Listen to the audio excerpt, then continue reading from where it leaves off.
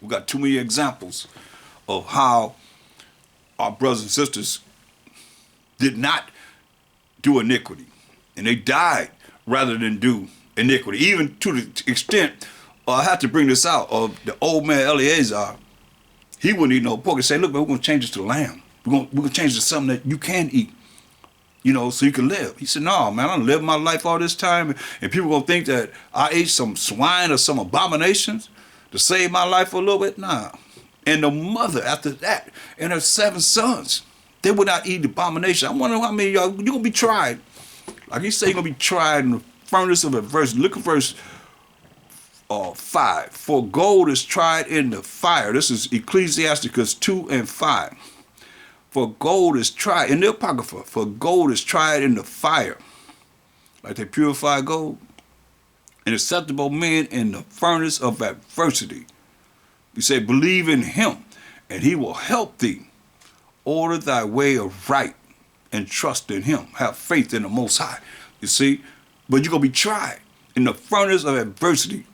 All kind of things coming at you, but you got to endure to the end to be saved from your enemies and from the hand of all that hate you. Understand this. So now, Hebrews 2 and 18 again. For in that he himself, MASHAYACH, have suffered being tempted. You see?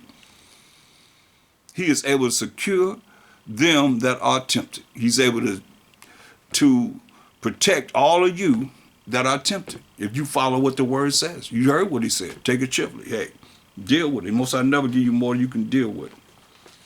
Hebrews 4 and 15. We don't know why the Most High do the things he does, but he does it for his own purpose. Hebrews 4 and 15. All praise to his holy name. For we have not an high priest which cannot be touched with the feelings of our infirmities. You hear that? So he understands our oppressive way that we got to live. And our infirmities, even if we got to deal with certain sicknesses, certain illnesses, certain things that have happened to our body from our head to our toes. He knows our infirmities, the things that we got to deal with mentally. He knows our infirmities, but was in all points tempted like as we are, yet without sin. You hear that? He was tempted just like we are tempted, but he didn't sin. That's what it's saying, y'all. He didn't sin. Verse 16, let us therefore come boldly unto the throne of grace, getting something you don't deserve, that we may obtain mercy, that we, the Israelites, may obtain mercy, not getting something that we do deserve, and find grace to help in time of need, and find grace. See, they use this grace all the time, and mercy you see here, and say they Gentiles grafted in. Among who? If you're a Gentile, you've been grafted in among who? What nation? You spiritual Israelites and so forth. Come on, man. That makes no sense. Romans 9 and 1 to 5 cancels out that spiritual Israel. You got to be an Israelite according to the flesh. Let us therefore come boldly into the throne of grace. Let me show you the grace and mercy was given to. Right quick, go to Wisdom of Solomon. In the Apocrypha that y'all took out, you Protestants, you took this out of the Bible, the 14 books out of the Bible. And man, there's so much wisdom here. Wisdom of Solomon 4 and 15.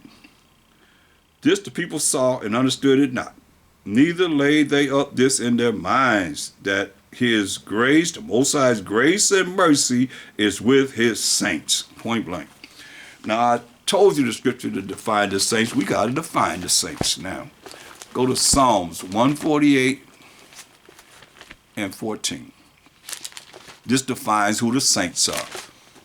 Because y'all like to say the saints could be anybody, but this defines the saints. Psalm 148 and 14. Short version. He also exalted the horn, was the power of his people, the praise of all his saints, the Most High saints. Who are they?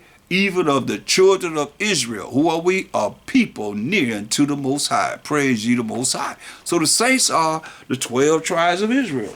So now that you see that the saints are the 12 tribes of Israel, and we go back to Wisdom of Solomon 4:15, this is how we get understanding, y'all. Wisdom of Solomon 4:15, it says, This the people saw and understood it not, neither laid they up this in their minds, that his grace and mercy is with his saints. Grace and mercy is with his saints. Point blank. So, if the grace and mercy is with only the Israelites, now why are these Gentile nations saying they under grace? Where are they getting that from? That's a doctrine that was made by man, because it's not in the scriptures. Look, show me what the Most High said, something outside from this. This in the end. Isaiah 14:1. For the Most High will have mercy, which is not getting something that you do deserve, on Jacob, and will yet choose Israel, and set them, we the Israelites, in their own land. So the Most High say you're going to have mercy on Jacob and will yet choose Israel. Show me where he say you're going to have mercy on any other nation during this time. And set them in their own land, and the strangers, these other nations outside of the 12 tribes of Israel, the remnant of the 12 tribes of Israel, the remnant of these strangers, which are these other nations, the Gentile nations, a remnant, shall be joined with them. They're going to be joined with us, and they shall cleave to the house of Jacob. They'll be cleaved to us. And the people shall take them, these other nations, the 1/3 or the remnant of these other nations, and bring them to their place. We're going to take them to place them where they're going to live at. And the house of Israel shall possess them, these other nations, that the remnant of these other nations, in the land of the Most High, for servants and handmaids, for men slaves and women slaves. They're like, you a man slave and a woman slave? No. If you work, they take their money off the top. Say you ain't no servant. You work, they take their money straight off the top. And they shall take them captives, whose captives they were, and they shall rule over their oppressors. That's the kingdom. And it shall come to pass in the day that the Most High shall give thee, the Israelites, rest from thy sorrow and from thy fear and from the hard bondage, hard captivity that we read about, coming into slavery, captivity and bondage in Deuteronomy 28:68, and the Most High shall bring thee into Egypt, which means captivity, slavery, and bondage, again another time, with ships. And from the hard bondage wherein thou was made to serve. See? That's when we're going to have that rest. That's when the mercy is going to come to the Israelites. Not give you something we do deserve. Hey, he said, hey, that's where the mercy comes. Show me where the Most High say you're going to have mercy on anybody else. He just said what he's going to do with the strangers, the other nations. So now, going back to Exodus 12th chapter.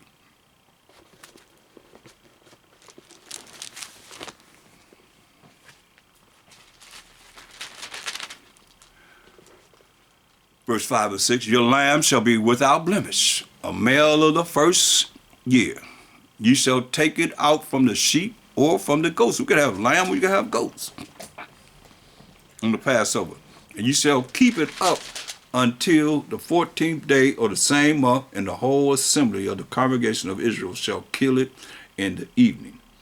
Look at Hebrews, the 5th chapter. The book of Hebrews is really deep, it's really spiritual too. Just like John, the books of John are very spiritual. The books of Hebrew are very spiritual too.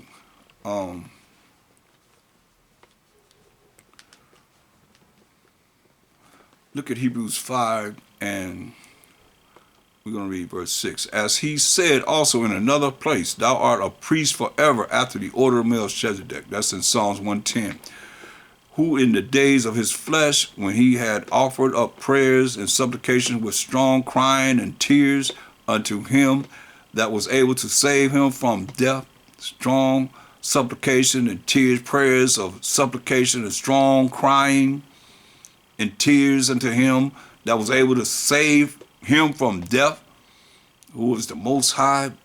This is how he touched the Most High, by prayers and supplication with strong crying and tears unto him, unto the Most High. To him was the Most High that was able to save him from death, and was heard in that he feared, and was heard in that he feared, and was heard in that he feared. Though he were a son, yet learned he obedience by the things which he suffered. And being made perfect, he became the author of eternal salvation unto all them that obey him, called of the Most High and High Priest after the order of Melchizedek, MASHAYACH YAAHAWASHI. You see, so that's a MASHAYACH YAAHAWASHI, called after the order of Melchizedek. Matthew 26:2.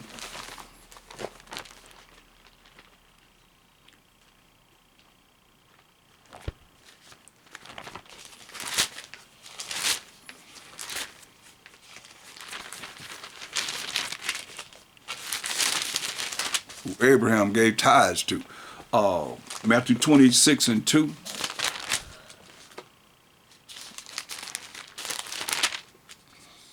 You know that after 2 days is the feast of the Passover, and the Son of Man is betrayed to be crucified. Read you again. He talking to his disciples. MASHAYACH was talking to his disciples. He said, you know that after 2 days is the feast of the Passover, and the Son of Man is betrayed to be crucified. Look at verse 17. Now the first day of the feast of unleavened bread, the disciples came to MASHAYACH YAAHAWASHI, saying unto him, where wilt thou that we prepare for thee to eat the Passover? You see, and he said, listen to what he said. Why he didn't say, what do you mean? What we gonna, you gotta, where you gonna go to prepare and to eat the Passover if every year they ate it in the temple? He said, go into the city to such a man and say unto him, the master said, my time is at hand, meaning the time that he's going to be crucified. I will keep the Passover at thy house with my disciples. This is MASHAYACH YAAHAWASHI. I'm going to keep the Passover at thy house with my disciples. Isn't that what the Most High told us as far as dealing with the law? Exodus 12. He said, hey, you get the lamb, and if it's too big for your household, tell your neighbor, y'all go together in it, in the house.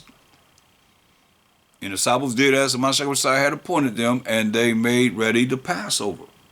You see? Luke 22:7. But you see it's in the house. Luke 22:7. And it reads, then came the day of unleavened bread, when the Passover must be killed. And he sent Peter and John, saying, go and prepare us the Passover that we may eat. And they said unto him, where wilt thou that we prepare? And he said unto them, they asked him, what do you want us to prepare that? And he said unto them, behold, when ye are entered into the city, there shall a man meet you, bearing a pitcher of water. Follow him into the house where he entereth in. So you're going to meet a man with a pitcher of water, and follow him into the house where you're going to enter in.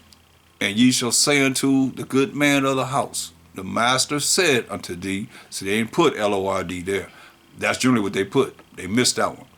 The master said unto thee, where is the guest chamber, where I shall eat the Passover with my disciples?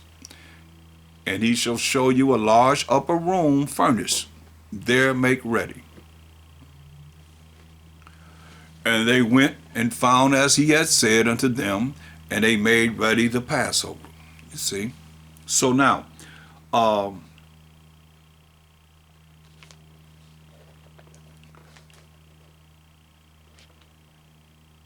continue, it says, and when the hour was come, he sat down, and the 12 apostles with him.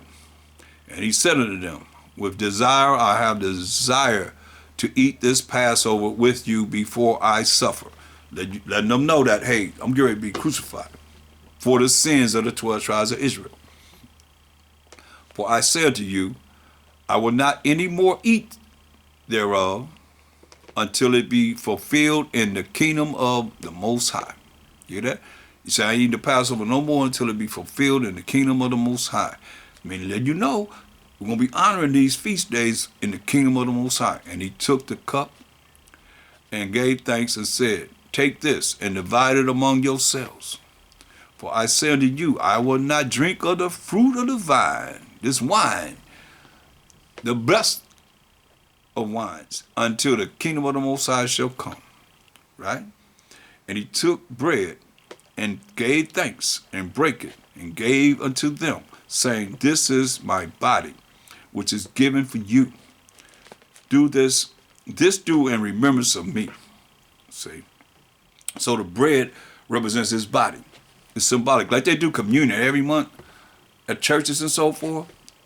This is for Passover that they don't celebrate. They celebrate Easter. They don't do this on Easter, do they? And if they do, it's still wrong because it has nothing to do with YAAHAWASHI. He can't die on the 6th day and raise himself up 2 days later. He rolls up 3 days later, which would be the 2nd day. If they will go by, he died on that 6th day of the week. Come on. Y'all can count, can't you? And he took bread and gave thanks and brake it and gave unto them, saying, this is my body, which is given for you. This do in remembrance of me. Right? Likewise also the cup after supper, saying, this cup is the New Testament in my blood, which is shed for you. So the bread was his body, and the wine represented his blood that was shed for the 12 tribes of Israel, as we have shown in scripture throughout this lesson. So this New Testament is a new covenant where he's eliminating the law of sacrifice. It's a new contract with the 12 tribes of Israel, and it's just like a will or a contract that's going to be fulfilled. The will is fulfilled when someone dies. Well, he's getting ready to die. And the newness of our nation is going to be established without sacrificing animals. Understand this. Because he was the ultimate sacrifice.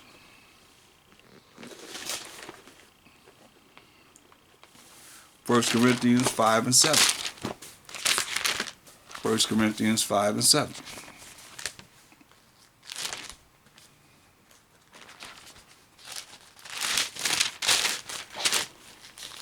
1 Corinthians 5 and 7. Purge out therefore, we as the Israelites, the old leaven, that old wickedness. Just like we have the Day of Atonement, this is another time that we got a chance to purge out that old leaven, that old wickedness that's rised and rolls up in you. It's a new year. It's a new time to be able to change, become that new creature, become a new man, a new woman, be born again, changing. Purge out therefore that old leaven, that ye may be a new lump, as ye are unleavened. You're without wickedness. If you're doing what the Most High tells us to do, his rules and regulations, his laws, statutes, commandments, you are unleavened. For even a MASHAYACH, our Passover, is sacrificed for us. You see? Right? He says, who's the us? Go to 1 Corinthians, the first chapter, we're going to find out who he's talking to. Paul, verse 1, 1 Corinthians 1 and 1, Paul, called to be an apostle of MASHAYACH through the will of the Most High, and Sothenes our brother. This is unto the church of the Most High, which is at Corinth. You know how people call themselves by the lands they live in, Corinthians. They're living in the land of Corinth. To them that are sanctified in the name of the anointed Savior, that's what it's saying, YAAHAWASHI, called to be saints. We just defined the saints in Psalms 148:14. That's the spirit. As I called it out, but I went there to show you that the saints are the 12 tribes, even the children of Israel, are people near unto the Most High, praise ye the Most High, Psalms 148:14. So it's to the saints. So that us is the saints, are the 12 tribes of Israel. And that's how you get understanding. Hopefully you see it. Exodus 12 and 6.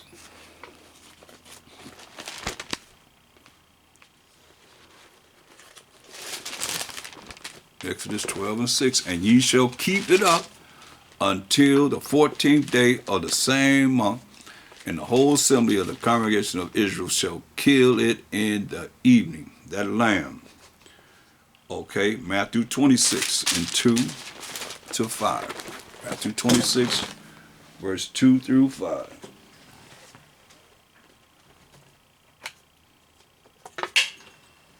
Salakia. Matthew 26, verse 2 through 5. Ye know, he said, that after 2 days, he was talking to this, MASHAYACH talking to the disciples, after 2 days is the feast of the Passover, and the Son of Man is betrayed to be crucified. So he knew when he was going to be crucified, the feast of the Passover. Keep that in mind. Then assembled together the chief priests and the scribes, these Israelites, and the elders of the people unto the palace of the high priest, who was called Caiaphas, and consulted that they might take MASHAYACH by subtlety and kill him. You hear that? That's why you heard in Acts 5 and 30, him at the Most High. I mean, let me read it. So I don't quote it wrong on verse 31 in my mind. Acts 5 and 30, it says, the Most High power of our fathers raised up MASHAYACH, whom ye slew and hanged on a tree. Wicked Israelites gave him over to the Romans, who actually crucified him. The so-called white men actually crucified him, but they are responsible for crucifying him. You hear what they said in Matthew 26 and 4. And consulted, this is the high priest coming together, and the scribes coming together, and consulted that they might take MASHAYACH by subtlety, you know, and kill him. That's what they did. They plotted, you know, being slick, being conniving, to kill MASHAYACH. And they did. Verse 5. But they said, not on the feast day, lest there be an uproar among the people. Not on the feast day, which is the feast of unleavened bread, lest there be an uproar among the people, you see. That's why MASHAYACH was killed on the Passover. Everybody in the house. Nobody's around with each other. By the time they came together for the feast day, he was already in the sepulchre. He was already buried. Because they had to bring him down before the evening. That's the law. They couldn't leave him hanging on the tree. That's why Joseph came and begged for the body to put him in the sepulchre he had already bought. The rich man had already bought to put him in the tomb. Before everybody came. That's why he said. But they said, not on the feast day, lest there be an uproar among the people. So they smart. Like I said, they trick, they subtile. They rolling with the devil. Deceitful and evil people. That's the devil right there. He said, now, but not on the feast day, not on the 15th day of the first month, that everybody came together for a regular feast and dealing with, you know, our deliverance from Egypt, because we wasn't delivered on the 14th day of the Passover that we just went over. I went over to the plagues that the Most High brought upon the Egyptians. We wasn't delivered on that day. We was in the house.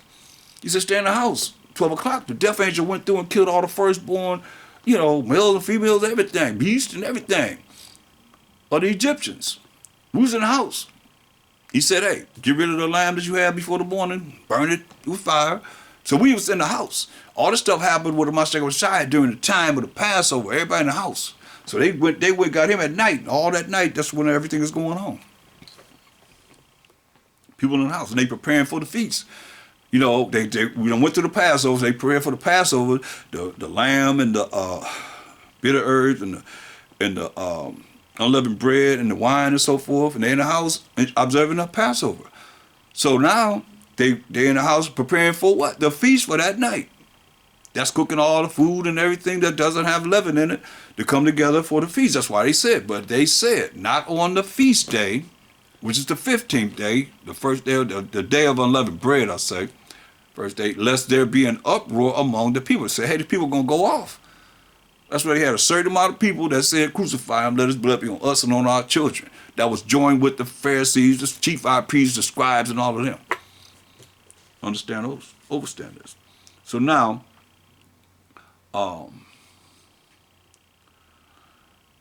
Matthew 27 and verse 15. And we're going to read through verse 26.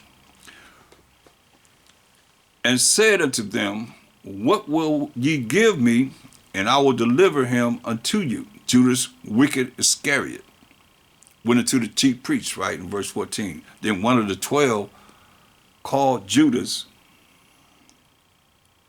Iscariot, went unto the chief priests, and said unto them, what will ye give me, and I will deliver him who is the Passover, MASHAYACH, unto you? And they covenanted with him for 30 pieces of silver. MASHAYACH was worth 30 pieces of silver. And from that time he sought opportunity to betray him. Now the first day of the feast of unleavened bread, the disciples came to MASHAYACH, saying unto him, where wilt thou that we prepared for thee to eat the Passover? And he said, go into the city, because on the Passover you can't have any unleavened in your house. You got to get rid of all the leaven. You got 2 days to get rid of all the leaven before the evening of the second day. Okay? Get rid of all the, the leaven that's in your house and so forth. And he said, go into the city to such a man, and say unto him, the master said, my time is at hand. I will keep the Passover at thy house with my disciples. And the disciples did as the MASHAYACH had pointed him, and they made ready the Passover. Now when the evening was come, he sat down with the 12. And as they did eat, he said, verily, truly, I say unto you, that one of you shall betray me. And they were exceeding sorrowful, and began every one of them to say unto him, Master, is it I? And he answered and said, he that dippeth his hand with me in the dish, the same shall betray me. Now this is the Passover now. That's why I say he's saying, he that dippeth his hand in the dish. So this is unleavened, not unleavened, but bitter herbs. It's bitter melon that you make, and it's a liquid. You make the melon, and it's bitter. It's called bitter melon. So you can't dip. I'm just telling you, you can't dip your hand into the dish of horseradish or whatever y'all use to call yourself dealing with bitter herbs. Just get bitter melon, and it's bitter, y'all. It's bitter. Don't make it sweet. It's got to be bitter, so you know the affliction. It's bitter. He dipped the bread into the dish. It's liquid. You make it liquid, and you make it as a bitter herb. Bitter melon. Look it up. He that dippeth his hand with me in the dish, the same shall betray me. The Son of Man goeth as it is written of him, but woe unto that man by whom the Son of Man is betrayed. it had been good for that man if he had not been born. Wow. Woe me destruction. It said it had been good for that man if he had even been born on this earth. Then Judas, which betrayed him, answered and said, Master, is it I? He said unto him, Thou hast said. And as they were eating, MASHAYACH took bread and blessed it and brake it and gave it to the disciples and said, Take, eat, this is my body. He said, This is my body. And he took the cup and gave thanks and gave it to them, saying, Drink ye all of it. For this is my blood of the New Testament, which is shed for many for the remission of sins. Now we read in Acts 5, we need to go back there again because some of y'all might be just looking at this one particular lesson, and that's it. Acts 5, 30 and 31 said remission of sins for who? The power of our fathers, the power of Abraham, Isaac, and Jacob. Most say that's his name forever and memorial to all generations. The power of our fathers raised up a MASHAYACH whom ye slew and hanged on a tree. Him who was MASHAYACH had the Most High exalted with his right hand to be a prince and a savior for to give repentance to Israel and forgiveness of sins. So forgiveness of sins to the 12 tribes of Israel. Point blank. He's telling you that. That's what it's saying. Matthew 26 and 28. For this is my blood of the New Testament, which is shed for many for the remission of sins of the 12 tribes of Israel. But I say unto you, I will not drink henceforth of this fruit of the vine until that day when I drink it new with you in my Father's kingdom. See, there it is. And when they had sung a hymn, so he was a crooner, he could sing, they went out into Mount of Olives. Now from there, let's look at Exodus 12 and 6 again. Exodus 12 and 6 again.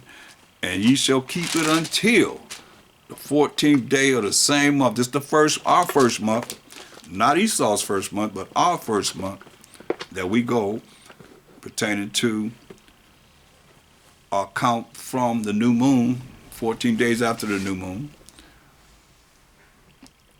14th day of the same month, which is the first month of Bib, and of the whole assembly of the congregation of Israel shall kill it in the evening.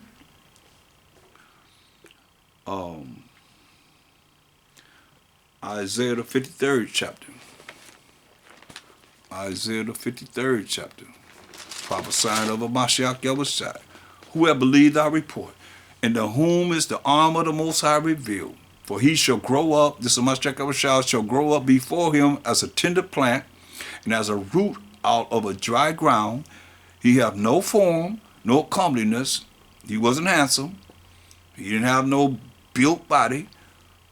And when we shall see him, there is no beauty that we should desire him. You know? So he wasn't a handsome man at all. You hear what it said? There is no beauty that we should desire him. He is despised and rejected of men, a man of sorrows and acquainted with grief. And we hid, as it were, our faces from him. They hid their face from him. He was despised, and we esteemed him not. Surely he hath borne our griefs. He hath carried our griefs and carried our sorrows. Yet we did esteem him stricken, smitten of the most of the Most High and afflicted. But he was wounded for our transgressions. The hour is the 12 tribes of Israel. Without a shadow of a doubt, you've heard it over and over again. He was wounded for the 12 tribes of Israel. That's the our transgressions. He was bruised for our iniquities. Because we're the only ones that the Most High gave the laws to. The chastisement of our peace was upon him. And with his stripes we are healed. A lot of people in the church like to use this last part. With his stripes we are healed. But you're a Gentile. You don't even claim to be an Israelite. You said the Jews killed MASHAYACH. You say all we like sheep We, the lost sheep of the house of Israel, have gone astray. We have turned everyone to his own way. That's why many are deceived by their own vain opinion. That's your own way. Thinking only about yourself. Instead of MASHAYACH saying, I'm the way. We ain't going by his way. Telling us to keep the commandments, which is the truth. That's going to lead to everlasting life. Listen. All we like sheep have gone astray. We have turned everyone to his own way. That's why I say you got to think about the Most High first and foremost, y'all. His name is jealous. But you done went into your own way. This is following the way you want to follow. Not according to these scriptures. And the Most High have laid on him, on the MASHAYACH, the iniquity of us all, the wickedness of us all. He was oppressed. And he was afflicted. Yet he opened not his mouth. Remember, he was beat. A good movie to look at if you want to know about how he was done was Mel Gibson's The Passion. He showed a beat down from the beginning to the end. And that's real. He said if you showed the real truth, they would put him to death, he said. Allegedly. Say, hey, he was oppressed and he was afflicted, yet he opened not his mouth. He was brought as a lamb to the slaughter, and as a sheep, there go your sheep, before her shears, there go your lamb that's brought to the slaughter, and as a sheep before her shears is dumb, so he opened not his mouth. He didn't say anything. He was taken from prison and from judgment, and who shall declare his generation? For he was cut off out of the land of the living.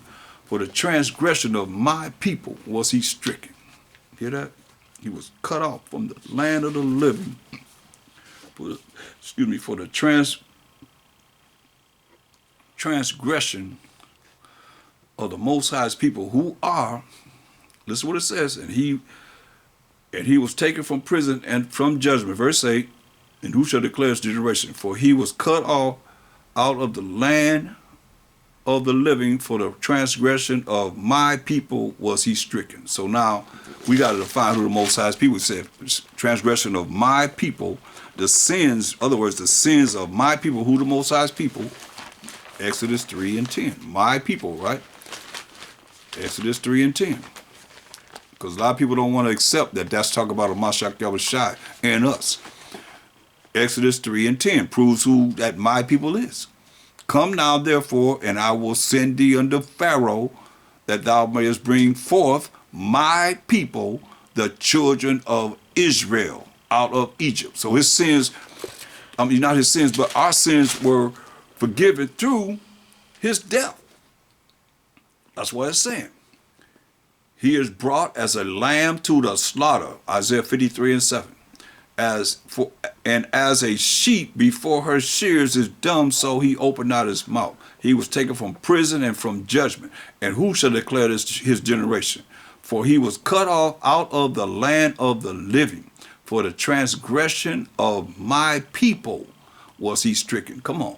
My people are the children of Israel. Not only that, go into a Wisdom of Solomon in the Apocrypha. I think I still got this page. Yeah, I have enough of it.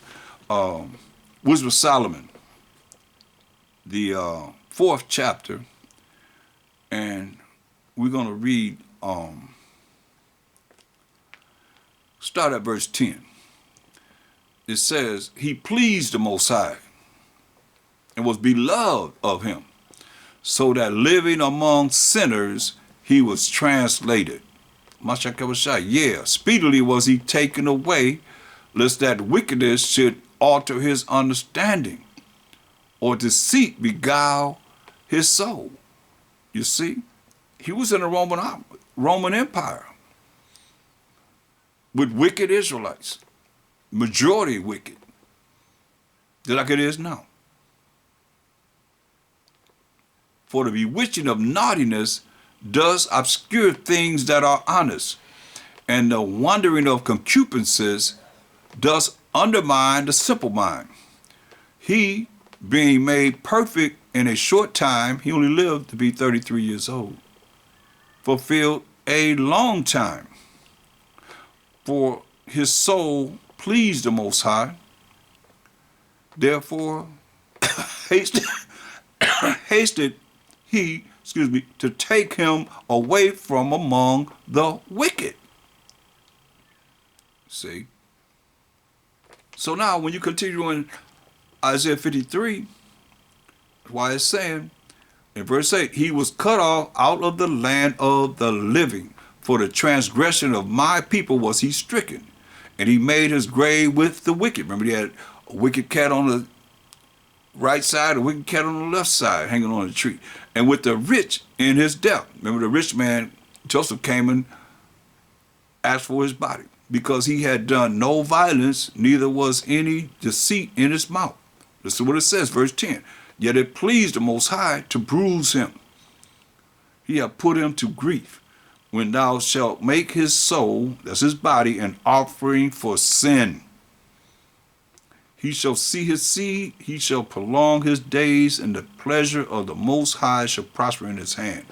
So that's why it's saying in Wisdom Solomon 4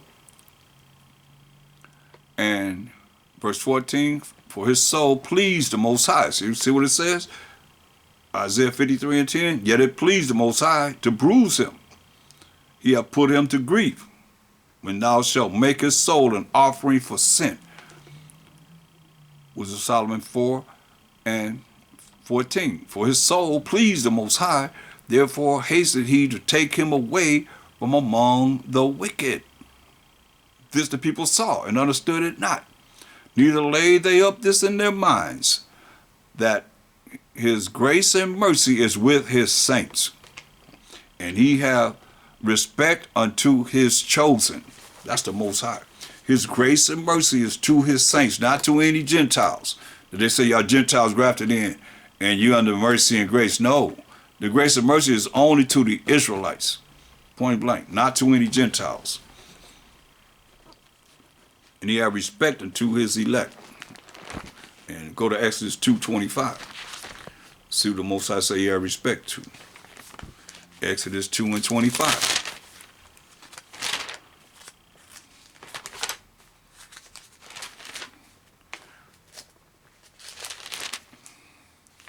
And the Most High looked upon the children of Israel, and the Most High had respect unto them. Hear that? The Most High looked upon the children of Israel, and the Most High had respect unto them. When? And it came to pass, verse 23, it came to pass in process of time that the king of Egypt died, and the children of Israel sighed by reason of the bondage. When in captivity, you can go back into the 10 plagues that the Most High brought upon the Egyptians. I just did that lesson. And the children of Israel sighed by reason of the bondage, being this captivity under the Egyptians, and they cried. And their cry came up unto the Most High by reason of the bondage. This is the solution of what we got to deal with right now in our captivity. And they cried. And their cry came up unto the Most High by reason of the bondage, the captivity. And the Most High heard their groanings. And the Most High remembered his covenant. With who? With Abraham, with Isaac, and with Jacob. And the Most High looked upon the children of Israel, and the Most High had respect unto them. Most High don't respect a person. He could kill us. Individually, we got to do this as a nation. He's telling us. Colossians 3:25. Telling us. But he that doeth wrong shall receive for the wrong which ye have done. You want to do wrong? You want to not follow the Most High's rules and regulations, his laws, statutes, and commandments? You're going to receive for the wrong which you have done. And there is no respect of persons. You hear that? As individuals, Most High no respect for us. He say he have respect for Israel. He can bring 1/3 of the Israelites into the kingdom. Point blank. Better get with the program. This is his program. Leviticus 17 and 11. Leviticus 17 and 11.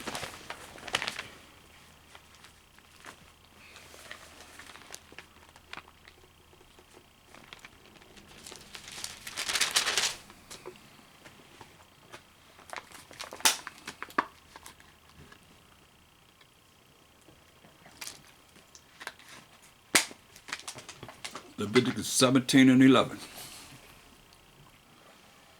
For the life of the flesh is in the blood, and I have given it to you upon the altar to make an atonement for your souls. So the life of the flesh is in the blood. That's why it's very important to understand this. Why the Bible say we ain't supposed to eat no blood. He say, for the life of the flesh is in the blood, and I have given it to you upon the altar. So we took blood and we, put it upon the altar, and sometimes you sprinkle the blood on the people. Can you imagine that? You in the temple and just sprinkling blood all over you, over the altar and over the people. Listen, for the life of the flesh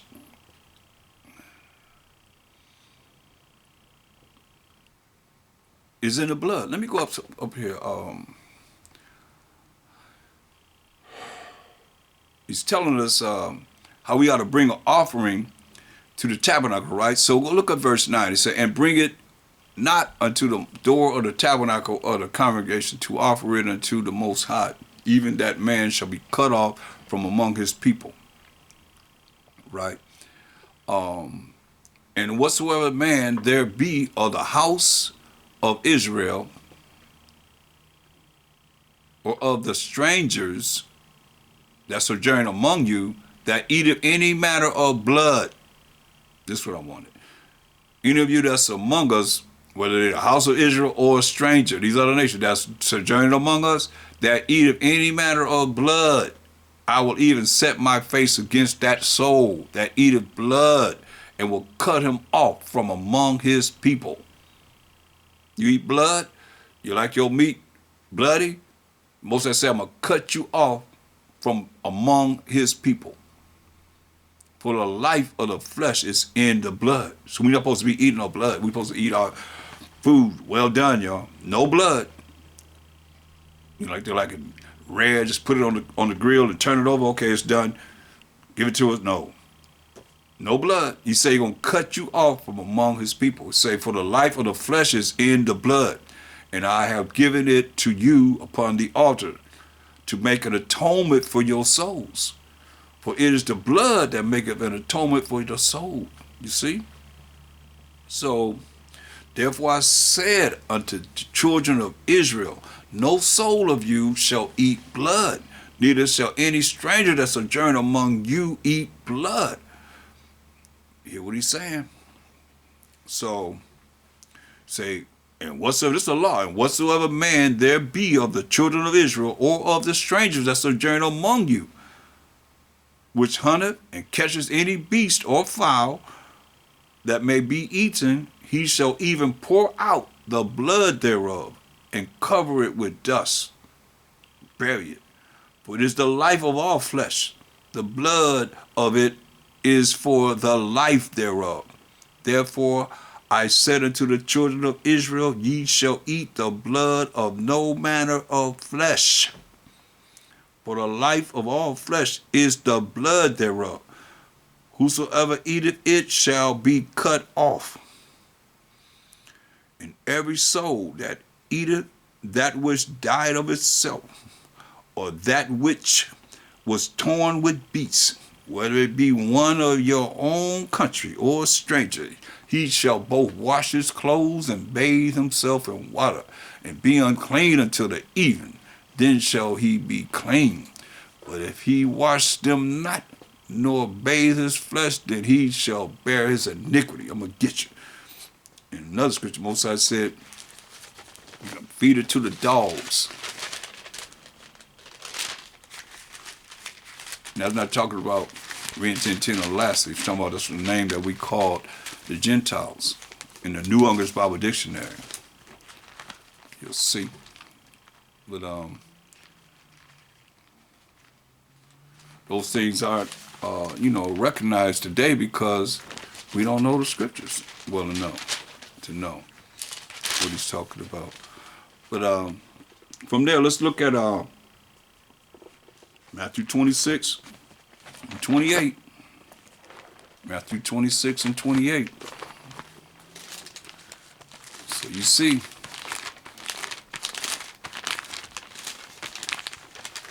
Matthew 26, 28.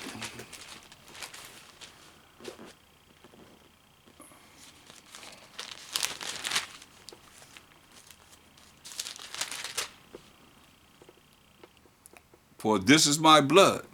And he took the cup and gave it to the disciples. This is my blood of the New Testament, which is shed for many for the remission of sins, right? Okay. And then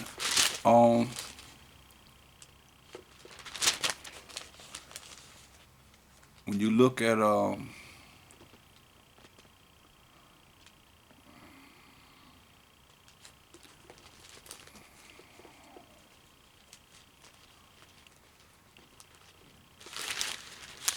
let's see, let's go to the when they put him on the tree, crucified him. Let me see. Bear with me.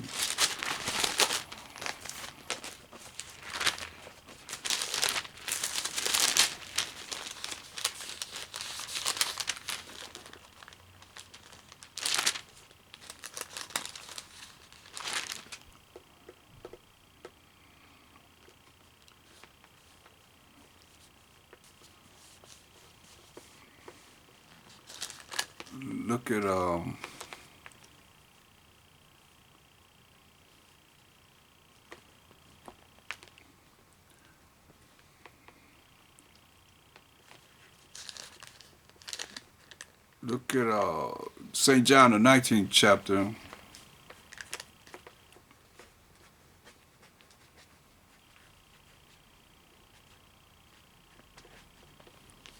And no, that's not what I want. But I want you to show you who crucified him. Go to St. John 19 and